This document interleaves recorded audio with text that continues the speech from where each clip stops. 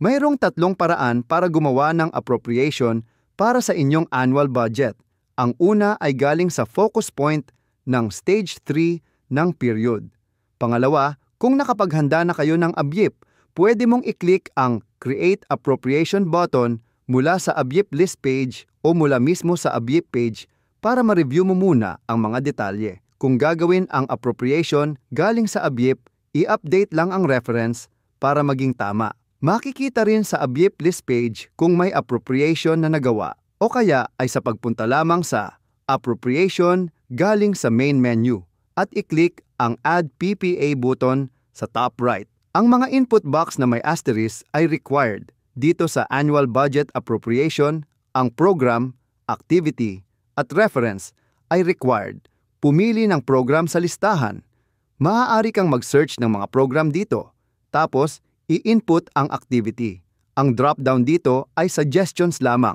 Maaari kang sumulat ng activity na naaayon sa kinakailangan.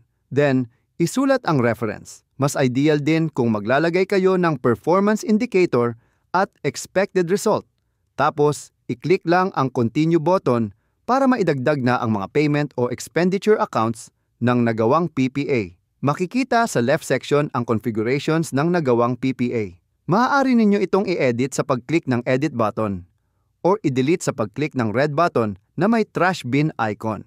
Sa kanan naman ay ang mga accounts. Para magdagdag ng account, i-click ang Add Account button. May dalawang fields lang kailangang i-fill, ang Payment Account at ang Amount. Makikita rin sa ibaba ng Amount field ang available fund na pwedeng i-appropriate.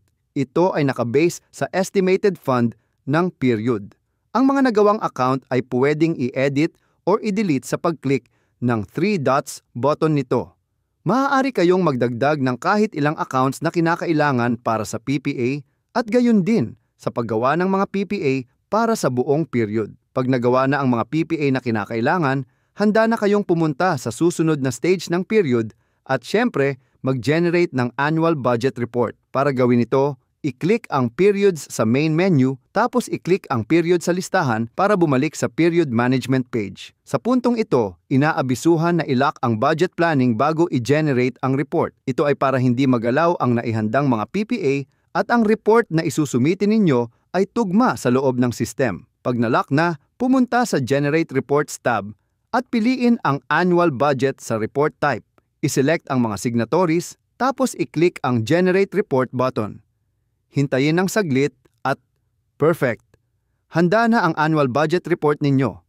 Kung may nakita kayong mali o kung may hininging revision sa isusumitin ninyong annual budget report, pwede rin namang i-revise ito sa pag-click ng Revise Budget Plan button. Sa gayon, mababago ninyo ulit ang mga naihandang PPA. Ulitin lang ang mga previous steps hanggang approved na ang inyong annual budget. Pag approved na, i-click lang ang Confirm Approval button at i-input ang approval reference na ibinigay sa inyo ng nag-approve ng annual budget. Baguhin ang approval date kung kinakailangan. Tapos, i-click ang Confirm button.